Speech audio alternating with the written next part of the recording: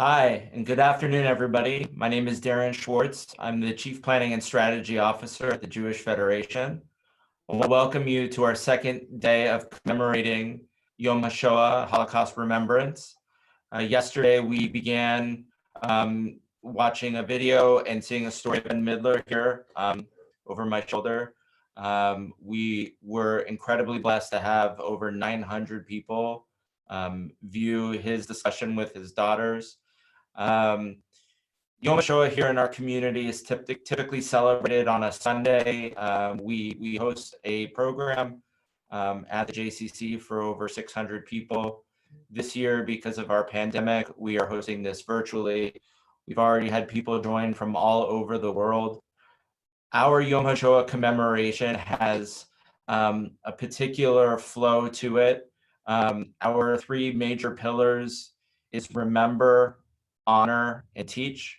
Yesterday, the presentation really exemplified what we hope to achieve by remembering. Today, on Monday, we have two experiences about honoring. And the first, which you'll hear in a moment, is a special project created by Stephen Schindler in his father's hometown of Cottbus, Germany. And this evening at 7:30 will be a memorial ceremony conducted by two of our local rabbis, as well as a special Kaddish said by two local Holocaust survivors. Before we begin, a couple of housekeeping items. This call will be recorded. It is also being broadcast on Facebook on the platform called Facebook Live.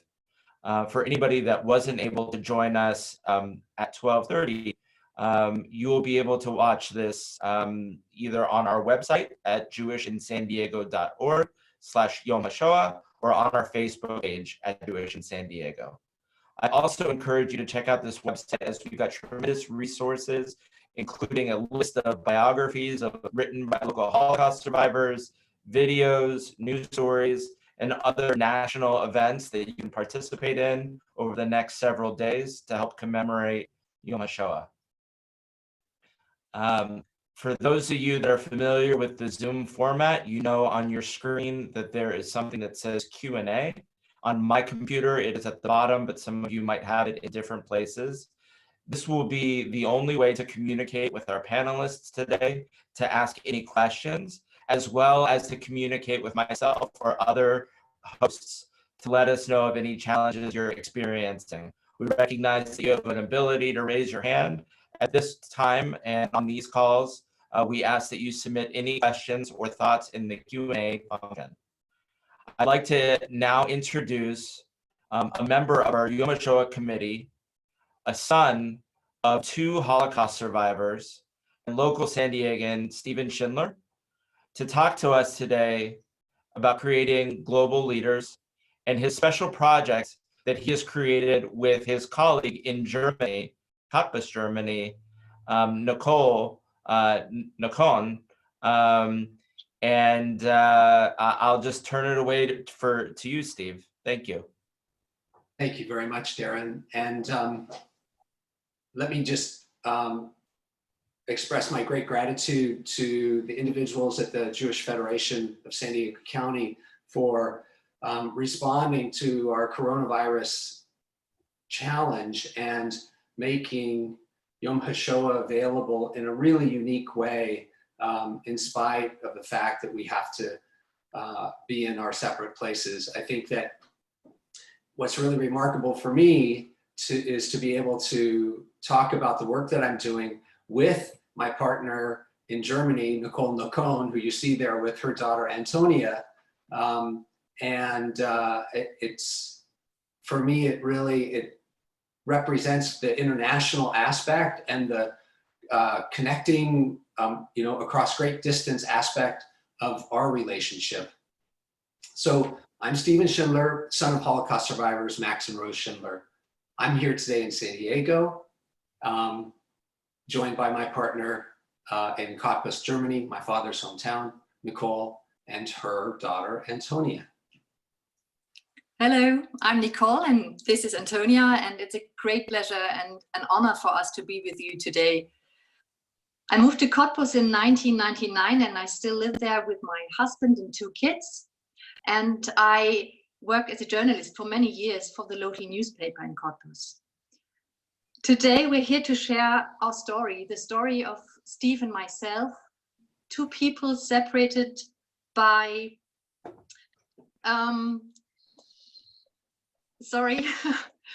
by a great difference in family backgrounds from World War II.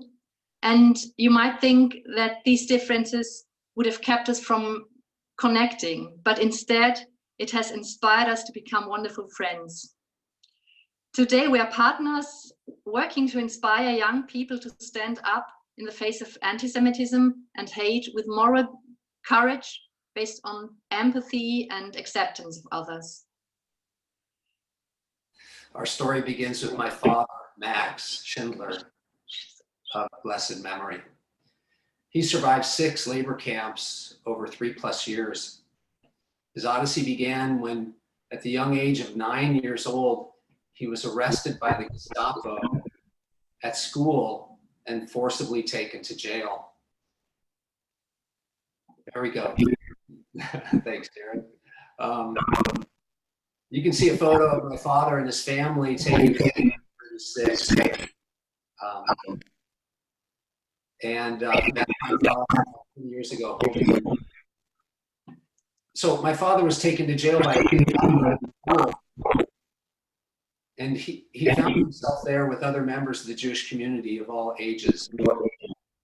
Fortunately, he was reunited there with his family, and frightened and unaware of trains destined for Poland later that day, never to return home again. Is the audio working okay there? I'm hearing just a little bit of on my side.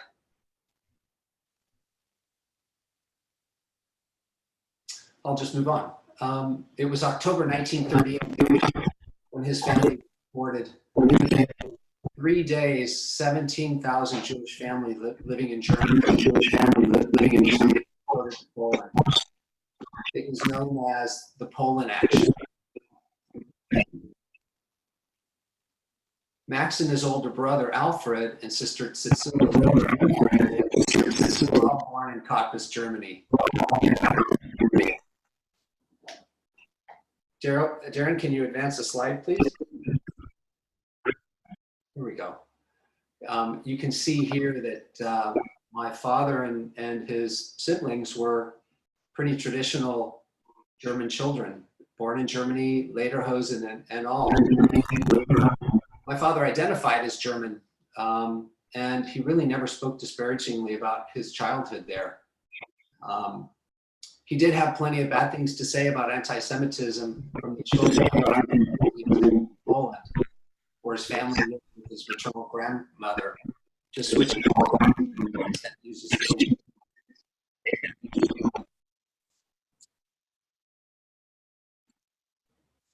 So my father lived with his maternal grandmother in Poland from 1938 after being deported from Germany until the Nazis put them in camps in 1942.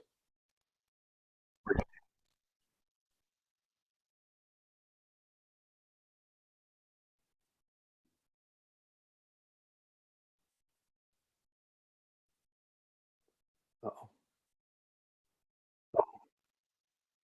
Nicole, I think I see you're muted. I don't hear you. Sorry? There you go. I hear you now. I'm not sure if you can hear me. Can you hear me? We can hear you now. Fine. The German artist Gunter Demnig created these Stolpersteine in 1992 as a reminder of the victims of the Holocaust. There are more than 75,000 Stolpersteine in Germany and all over Europe by now, and we have more than 19 in Cottbus. These Stolpersteine are very important for us. They keep alive the memories of what happened to our Jewish fellow citizens in the Holocaust. In 2007, 3 Stolpersteine for Max Schindler's family were installed in front of their former house in Karlauer Straße. Max Schindler was invited to Cottbus to see the Stolpersteine, but he didn't come at that time. Instead of him, his son Stephen decided to visit his father's hometown in 2011. And my friend Volker, a journalist who had visited the Schindlers in Santiago, asked me if I could take Steve around Cottbus.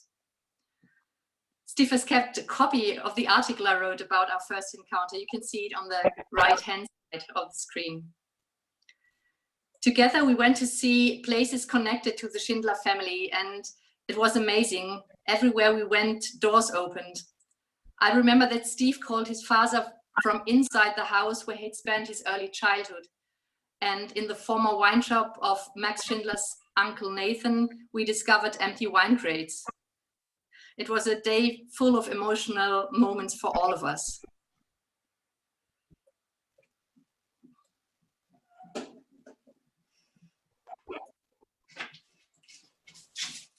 Visiting my father's hometown was a journey to connect with him. He was both a quiet person, and somehow for me, he was bigger than life. I wanted to understand how his history influenced the person who was my father. He passed away in 2017. To walk in his footsteps of the past was really a bigger experience than I could have imagined. It would have been enough if Nicole had only taken us to see the Stolperstein. But she came prepared with my family's history, researched by the historian who provided detail to Günter Demning, the artist who created and installed the Stolperstein. No stones were laid without painstaking historical research. She took us on a tour of the city and places my family lived and worked. And after seeing my father's family home in the Stolperstein, she took us to a schoolhouse nearby that my uncle attended in 1938. My father's school is now an office building. This school was closed for summer break, and I couldn't imagine then how returning to Cottbus and visiting the school just a few years later would set in motion remarkable things for my father and my family, for Nicole and for the children at the school, and for me. And in the process would spark a surprising connection to the community that expelled my father and his family. After the tour and following a lovely dinner at a restaurant that has become our tradition in Cottbus, Nicole told me that her grandfathers were Nazi party members. I know I'm kind of stopping on a big point there, but I'm getting messages that there's an echo. Is there anything that I can do, Darren, to kind of correct this? I'm not getting an echo on my side. I would just suggest to continue going. Okay, thank you.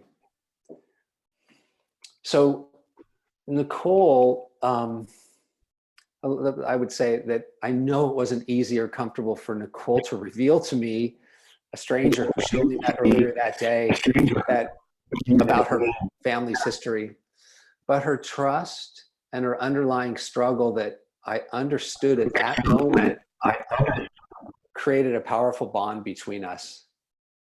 We both needed to reconcile with our family's pasts. On my side, victims; on her side, perpetrators.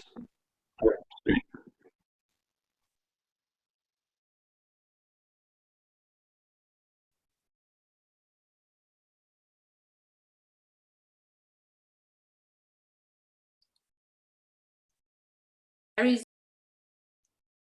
historical schoolhouse. This was where the 10-year-old Alfred had been arrested by the Gestapo in 1938. The students of Weg der Grundschule accompanied Steve to the Stolperstein in Karlauer Straße. They were deeply impressed by the story of his family, and they promised to maintain the Schindler Stolpersteine.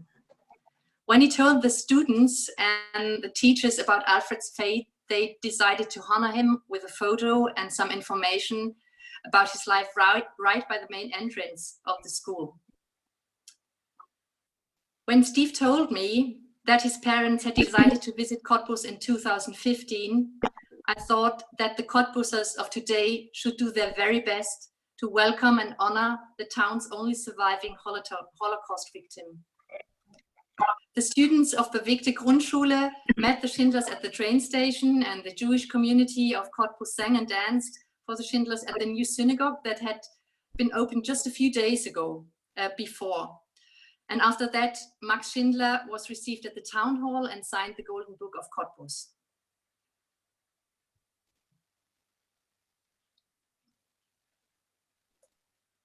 When I originally set out to Cottbus in 2011, I had no idea or intention to bring my father back there. But in 2015, after attending the 70th anniversary of the liberation of Auschwitz with my parents, my mom is an Auschwitz survivor, we were all on our way to Cottbus with my brothers and niece in tow. To say Nicole planned a special day for my father doesn't quite capture the immensity of the day. It really was a hero's moment. It began with the curious, anxious, and bright faces of 10 to 12-year-olds swarming my dad train, and began our walk to Kalauerstrasse. The Stolpersteine were waiting, recently polished by the kids. After, we sat for coffee and cake at the school, a German tradition, and the children peppered my father with questions in German, and he did in German too, surprising even at City Hall. Cottbus' city manager, in no uncertain terms, expressed his apology for the community not standing up to protect its Jewish residents. My father is the only survivor to return to Cottbus. He was invited to sign, as Nicole said, the city's board for visiting dignitaries. If you haven't been to Germany, you might judge the country and its people based on its horrific past. And okay, that's reasonable given the circumstances. These Germans didn't commit those crimes, nor should they be condemned for them. To come together now, generations later, to find a path to reconcile the past, then I'm afraid we're doomed to repeat it. And that's what this work is all about. In 2015, Steve told me about the Butterfly Project that was initiated in San Diego. Max and Rose Schindlers are strongly connected to this project, and this is how the idea was born to bring the project to the school where Alfred Schindler was arrested in.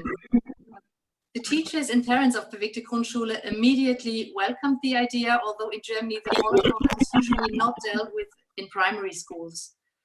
But the way the kids reacted to the Butterfly Project told us that we'd done the right thing.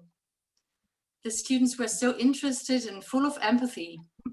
When I asked one of the girls, her name is Sipora, by the way, if she had preferred not to be confronted with the Holocaust, she told me, no, this is very important. We need to know this because it must never happen again. My daughter Antonia was one of the 6th graders who did Germany's first Butterfly Project, and maybe she can tell you a little bit about her experience. Hi, I'm Antonia, and I painted the butterfly for Steve's aunt Cecily. She grew up in Cottbus just like me. It was very sad to hear what happened to all those kids. Silla, a girl from Cottbus, was only 6 months old when she was killed in the concentration camp. But the Butterfly Project was a very good experience all the same, because it showed us that we all can take action to make sure that something as horrible as the Holocaust cannot happen again. And it's great to be connected to kids in San Diego and all around the world that did the Butterfly Project too.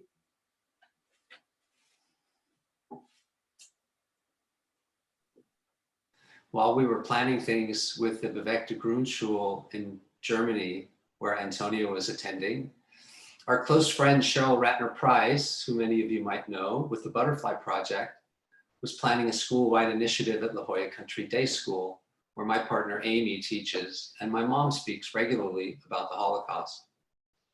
We connected the schools across the Atlantic, making things much more real for the American students, and more cooperation is to come.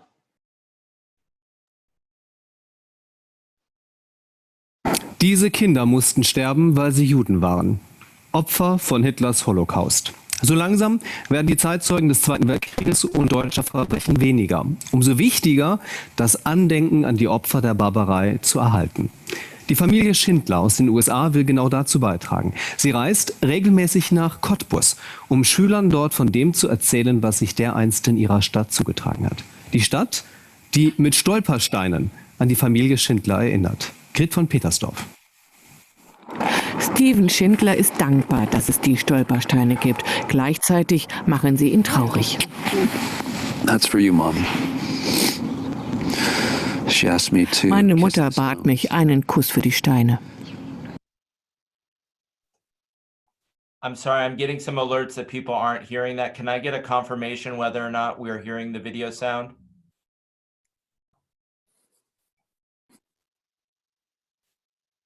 I hear it on my end, Darren. Thank Choppy. you. Okay.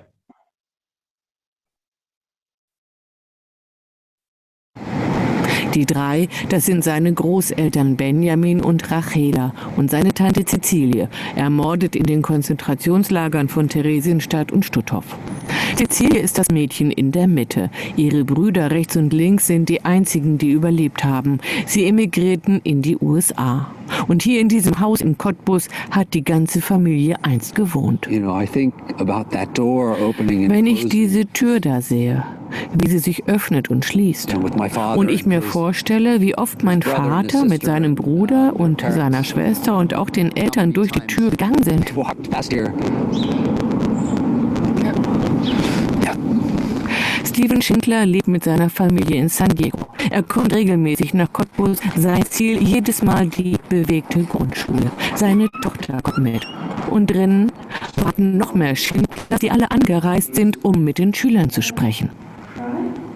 Die bemalten in den vergangenen Wochen Keramikschmetterlinge. Je einen für ein ermordetes jüdisches Kind. Jeder wusste, für wen genau er malt. Name, Alter, wann es gestorben ist. Es ist das internationale Butterfly-Projekt. Morgen soll es gezeigt werden.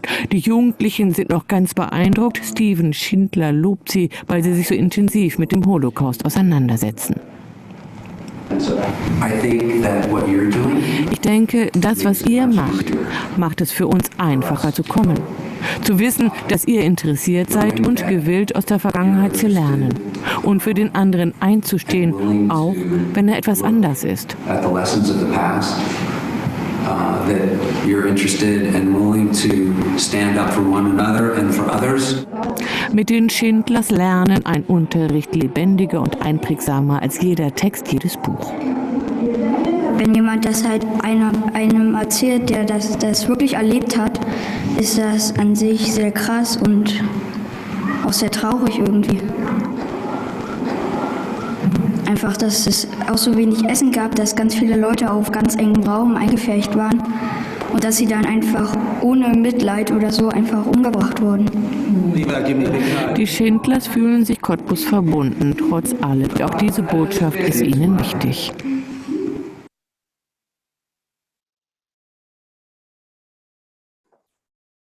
You can see that the experience in Cottbus was, well, and at the Bewegte Grundschule was really overwhelming. We realized then that an opportunity exists to motivate today's generation of school children, just like these kids, to be better global citizens.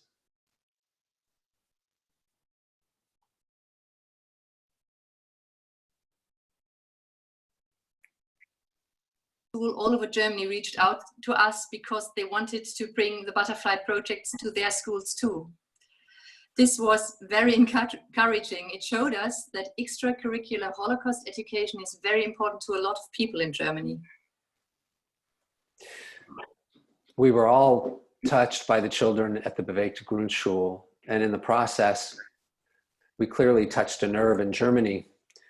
The piece that you just saw ran on TV1 in Germany. It's effectively equivalent to the NBC nightly news. We actually had coverage run 2 days in a row. So the entire population watching television in Germany was made aware of the work that we were doing. And in the process, of course, and over this time, Nicole and I really discovered a path to reconcile our pasts in the process. And this led us to create Generation E, a nonprofit that makes programs like the Butterfly Project, Hashoah Foundation, eyewitness testimonies, and a selection of other equally important and impactful Holocaust education programs available to teachers. Our concept is to bring all of these resources into one robust online environment so that teachers who really don't know where to look for this information today can find information that they can make for their classrooms, including art, digital media, and a range of other learning materials that make memory real and history tangible for their students. Today is a pretty big day for us. Nicole and I were speaking a couple of times earlier and have over the last weeks, because we're submitting, or we submitted today, an application for a grant with the EVZ Foundation in Germany. And this is an organization that's funded by the German federal office. We submitted an application to facilitate a multilateral Holocaust education exchange for students from Germany, the Czech Republic, and the United States. Our program is called Making History Alive, Developing Global Upstanders. If you follow the news, you'll know that anti-Semitism and right-wing parties are on the rise in Germany again, and this worries me very much. In Cottbus, the right-wing party AfD holds 1/4 of the seats of the local parliament, and there are AfD rallies in the streets. We just have to take action against this, and we should start with the kids before they are influenced by people who say that the Holocaust was just birds dropping in history and that remembering the Shoah is a shame. In Germany, schools, National Socialism and in German schools, National Socialism and the Holocaust are dealt with in grade 9 and 10, and that's much too late, I think. Darren, if you could just go back to that last slide. The one with a photo of Nicole and her family and me and my kids. That one, thank you. The one at the bottom.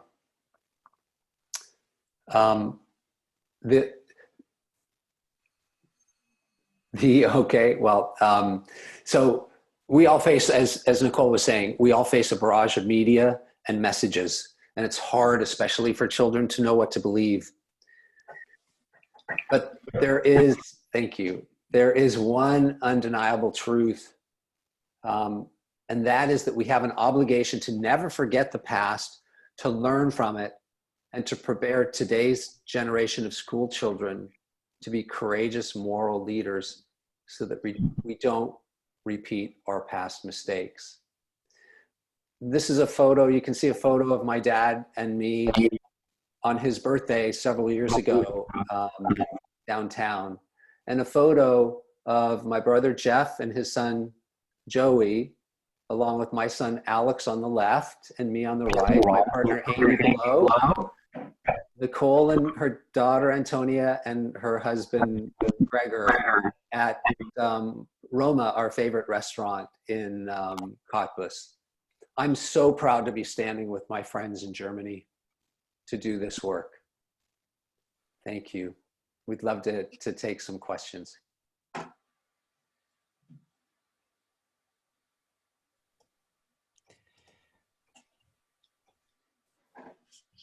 Hi, everyone. Thank you so much to Antonia and Nicole and Steve for a phenomenal presentation. It is just unbelievable what we're able to accomplish throughout the world. For all of our listeners, now is a great time to enter questions in the Q&A field. We'll give you a couple of minutes to think about what you would like to ask. Steve, would you describe a little bit your first experience in Cottbus a little bit more? What were some of your thoughts? I know it was in the video a little bit, but share that experience a little bit more. Well, so I mentioned in the talk that my dad was a pretty quiet person, and my dad always had this forward-looking view. He didn't want to live in the past. The same thing is true of my mom, and maybe survivors who have been productive in their lives had to have that kind of attitude to put the past behind them. And so the fact that no one had visited my father's hometown, my parents never took us there. I saw that as an opportunity to actually connect with my dad in a way that I wouldn't be able to connect otherwise. And, the Stolperstein were kind of like the magnet. My dad didn't want to go. I forget, I think my mom might've been sick at the time. And so I went. And, it was a journey to kind of have a look around without really understanding the emotional impact of walking, down the sidewalk, in the piece that in Nacht magazine that you saw the video, a girl had just run up the street, turned and went right down the walkway into the apartment building. And she was probably about 10. Right into the apartment building that I'm sure my father and his brother and his sister and his parents walked in and out of hundreds, if not thousands of times. And to kind of understand at that moment a couple of things. One, that my dad was just a little guy, like so high. And, I only knew my dad as an adult. And so we have so few photos of him. So, in that moment, I was able to be understanding of his reality as this little boy who was arrested in school by Nazi Gestapo and marched to jail. And that was just the beginning of it.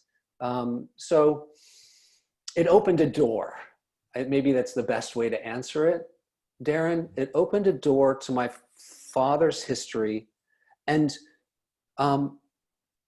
more for me to understand the responsibility that I have as a human, forgetting my parents' Holocaust past, my responsibility to make sure that what happened to my parents and what's happening to people around the world, that hate, anti-Semitism against the Jews, xenophobia, you name it, that has to end. Thank you, Steve. Nicole, we have some questions about what it's like in Germany. We read, I've never had the chance to go to Germany, but I've heard the Germans are tired of maybe hearing about the Holocaust perhaps, or it's not a part of their past that they want to connect with. Tova Galgut also wants to know, how is what you're doing different? And has there been any backlash or community praise for what you're doing? Fortunately, there hasn't been any harassment or abuse, or some people asked us when the butterflies were put up on the walls of the Bewegte Grundschule if we are afraid that they are going to be destroyed, but nothing happened till now. But all the same, as I've told you before, when you look at what happens in the local parliament, that AfD is on the rise, that is really worrying. I used to think that people who feel that duty and think it's important to look at the history and at the Holocaust are in the majority, and I hope they still are, but those who think just forget about it and we don't want to know and it's a shame to talk and think about it, their number is growing.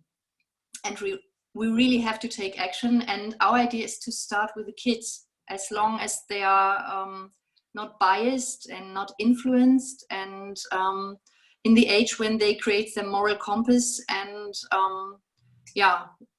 at that time they should learn about tolerance and human rights and that we are all the same. Thank you. It's interesting. I think that, ADL, I don't know if you're familiar with the organization, the Anti-Defamation League, but they're definitely one of the international leaders in studying anti-Semitism around the world. And we're experiencing an increase in anti-Semitism in San Diego. We're about to have our 1-year commemoration of a synagogue shooting in Poway in about a week. And I'm wondering, from your perspective, what does anti-Semitism look like in Germany? And again, maybe you kind of answered this already, but in what ways is this project helping to reverse those trends? Anti-Semitism is still here, and we have an institution that registers anti-Semitic harassments and attacks, and the numbers are growing. And that's very sad, and you see we have to do something about it. And anti-Semitism is, it was a taboo to talk about that, but it's growing in the underground, and it's still there in the underground, and we have to have a look at it and look at the roots and the sources where it comes from and where it grows, and the ground it grows on. And we have to stand up and take action against this, and talk to these people and try to convince them. I think that's important, not just to say, well, you're stupid and it's silly what you say. We have to look at them and talk to them and try to change their opinion. Yeah, a dialogue is very difficult, especially with people with views that you would spend your whole life defending. And I appreciate you and what you're doing out there. Steve, I've got a question for you. I see that your brother and your children were also at the school with you. What was their impression of the school children and the work that you're doing? Well, so my brother has now traveled with me twice to the Bewegte Grundschule in Cottbus. So, clearly this is something that is triggering a nerve with him. And I believe that, he feels it's very important for us to be present and accounted for, really, in Cottbus. And I think that it's worth mentioning, Nicole has talked about the AfD. That's the political party. It's a fascist political party, Alternative for Deutschland. In Cottbus particularly, which is a former East German city, the voting public, 25% of the population is voting for the AfD. So, and that may be higher than most places in Germany, or it is higher than most places in Germany, but we did the installation, and we had this event at the Bewegte Grundschule on a Friday. Nicole alerted us that 2 days later, the AfD was holding a rally in Cottbus, and Cottbus happens to be a rallying point for neo-Nazi activity. A lot of the community is standing up to counter that. And so kind of getting back to your question, my brother Jeff and I decided to return to Cottbus. We had already gone back to Berlin, to return to Cottbus to attend a counter rally that was being held by the Green Party, to kind of balance the scales with this AfD rally that was happening there. Nicole picked us up at the train station, and we arrived at the new synagogue, that same synagogue that did a special event for my parents when we were there in 2015. And there were 100 people outside of the synagogue, none of them Jewish, by the way, singing Shalom Chaverim. And on the other side of a building nearby, across a barrier that was put up by riot police, this rally was happening with the AfD. So this is alive, and it's a problem that we have to confront there. And we can't forget Charlottesville in this country, and as you mentioned, the shooting at Chabad Poway. you know, we have a huge responsibility to stand up.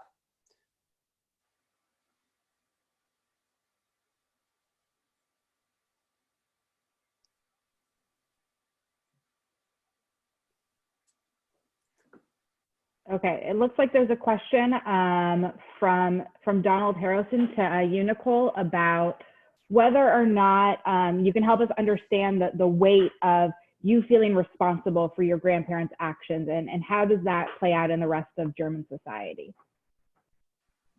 I think things have changed from generation to generation. My parents were born during the war. They were babies when the Holocaust happened, and they didn't really, and that whole generation didn't really want to look at the history. My parents were called Nazis when we were on a holiday in Switzerland, and my dad's reaction was, leave us alone, we are not guilty. We were babies at that time. But my generation started to ask questions and to look closer, and we don't feel guilty. I'm not guilty for what happened, but I have a big responsibility, because I see that the ideology that led to the Holocaust is still alive, and still alive in Germany, and that's my country. And it's my responsibility to remember, yeah, what happened to these people. Carly, if I may, I see a couple of questions that are related that I think it's really important to answer, including Tova Galgut has asked the question, are there good archival records of Jews that lived and died during the Holocaust in Germany, or was a lot destroyed? And another question from Ellen Winter asking if we are primarily doing the Butterfly Project or are we doing other things? And so I think that the answer, I'll just give you a quick snapshot of some of the work that we're doing.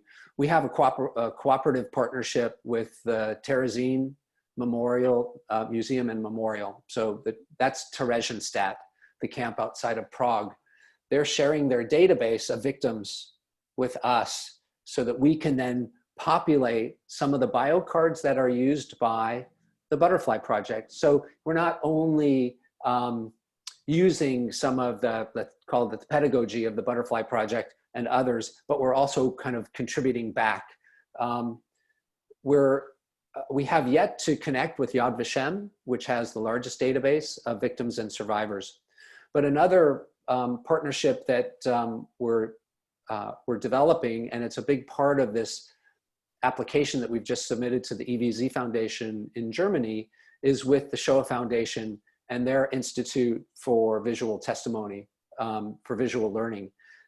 So we are going to be using eyewitness testimonies of survivors from the communities in which these children now live, so they can actually hear stories about experiences of individuals who walk the streets that they walk every day.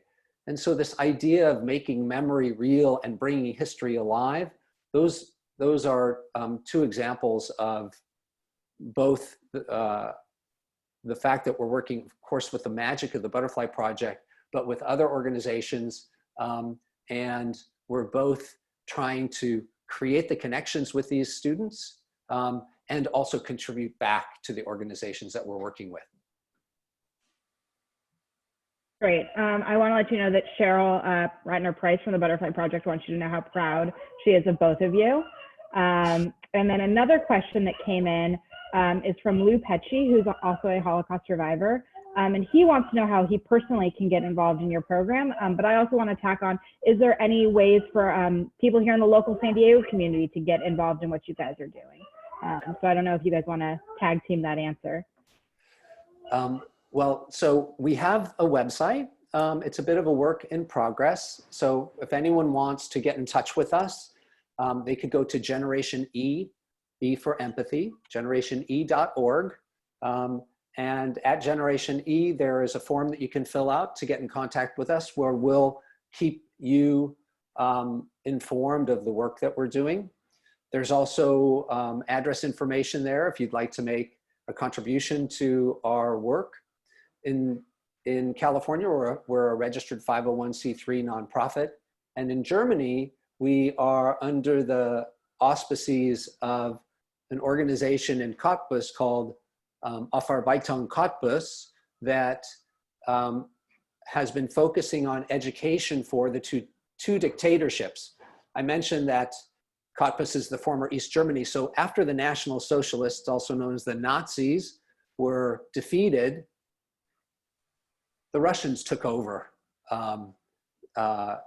East Germany. And so Cottbus was faced with another fascist regime. And so we're part of that organization in Germany. And to answer Lou's question directly, Lou, feel free to reach out to me. My personal contact information is at the website at generatione.org. I would hope that you've provided your testimony to the Shoah Foundation Institute, and I'd love to speak with you about the work that you're doing. I don't know if you want to add anything to that, Nicole? Nothing to add, Steve, thanks. Okay. It looks like we have one more question, and Steve, I think it's from your brother. He wants to know how many schools in Germany have requested a participation now in the Butterfly Project since what you guys have done? Yeah, I think that that's really a question for Nicole. I mean, she's the one who has been fielding calls from schools from all over Germany and even outside of Germany after having seen our media piece and kind of hearing word of the work that we're doing. You might want to start, Nicole, with the Evangelisches Gymnasium, who we've only just had a project launch with. Yeah, just 1 year after the first project at Bewegte Grundschule, we launched a project at Evangelisches Gymnasium in Cottbus, the second Cottbus school. And the first project at Bewegte Grundschule brought 13 more projects to life in Germany last year. And there was media coverage about the project at Evangelisches Gymnasium. And now we have, I think, 16 more schools on the list in Germany who are waiting to do the Butterfly Project. And yeah, they are a bit on ice because of Corona, but they're still waiting to do the project. And they are very keen and happy to be a part of this.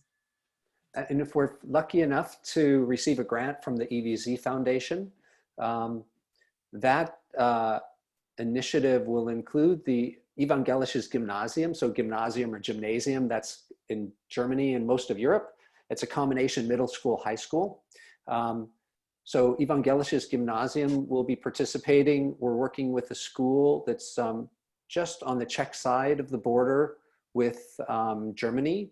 And we are planning on continuing our work with La Jolla Country Day School. So we have schools in the United States, in the Czech Republic, and in Germany for an active program that we're hoping to be green-lighted and funded.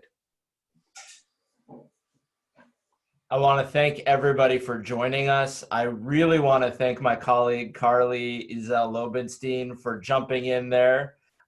It's just, I have to say, it's amazing the tools that we have access to and the resources that allow us to talk with somebody halfway across the world, that allows us to have a broadcast that seems like something you would see on the news.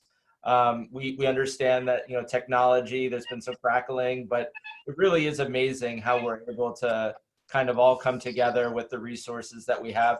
Steve, I'm going to put you on the spot before we sign off. I understand that you're learning German. Are you able to say goodbye to everybody in German? I certainly can say goodbye in kind of a friendly and casual way. And the word is tschüss. And maybe, Nicole, you can kind of translate what tschüss means. Tschüss means bye. It's a spirit of a kind of a friendly encounter, I would say. That people who otherwise we'd be saying auf Wiedersehen. it's much more formal. So thank you guys very much. You know, before we're done, I think that if there's anyone who's looking for more information on my father's experience or is in any way interested in learning about my mother, Rose Schindler, who is a remarkably strong giver to the community, who continues to speak. In fact, she had a Zoom meeting with a school before this session today, where she's telling these kids about her experience in the Holocaust. So last year, my parents' memoir, there it is, Darren, thank you so much, Two Who Survived was published. And Two Who Survived tells this really special story about my parents, who started in such different places. My father is kind of a modern Jew in a small family in Germany, and my mom, Orthodox Jew in a village in Czechoslovakia at the time, and how the war tore their lives apart. And when it started coming back together, they found one another as refugees and orphans in the United Kingdom. So I think that you would really find it inspiring. And let me just also mention, there are a couple survivors who have been listening in, and Ben, who spoke yesterday. You know, these individuals, I know several of them well. I grew up not only with my parents being survivors, but their entire community was survivors. And if I had a third or a quarter of the social life of my parents, their focus on enjoying life and enjoying one another is something that that I think we could all emulate, and really showing appreciation for one another and the gifts and gratitude that that we have to be here today. And let me also say, since I'm doing this, I mean, you heard it in the presentation. It's hard to imagine what that experience was like, and continues to be, with Nicole, when she trusted me to say my parents were, my grandparents were in the Nazi Party. The conflict that I know she still faces about that, and the conflict that I face. Well, what enables me to kind of see the world with rose-tinted glasses is through the eyes of these children like Antonia, who stand up and say, I want that information. I want to know why that happened. And you know what? I'm not going to let that happen in my community. And that gives me, so much hope for the future. That's not the slide I want to show everybody. That's the slide I want to show everybody. Thank you for joining us today. We're going to have a really powerful remembrance ceremony this evening at 7:30 p.m. We will hopefully grow and learn better ways to show videos as to not have crackling, but we're going to have a pre-recorded candle lighting by local survivors, also accompanied by a 7th candle lit by grandchildren of survivors. We're going to have Mike and Manya Wallenfels read a Kaddish, a special Kaddish for Yom HaShoah, and a wonderful ceremony by Rabbi Dallin and by Rabbi Meltzer. Tomorrow will be the 3rd prong of Remember, Honor, and Teach, where we will be sharing stories, family stories, through the Butterfly Project and their education team, who is primarily children of survivors, and how they're going into schools and educating children, as well as Talia's Tolerance Tour. Talia Shatter is the granddaughter of a survivor and graduating Poway High School student, and she has been speaking to hundreds of local high schoolers and middle schoolers about the importance of tolerance and being an upstander. So we hope you can join us tomorrow. Thank you, everybody. And again, please visit jewishinsandiego.org/Yom HaShoah for other resources, other events, and eventually a recording of this talk. Thank you so much, Stephen. Thank you, Antonia. And thank you, Nicole. We really appreciate it. Thank you all. Thanks for joining us, Thank you. everyone. Thanks for having us tonight.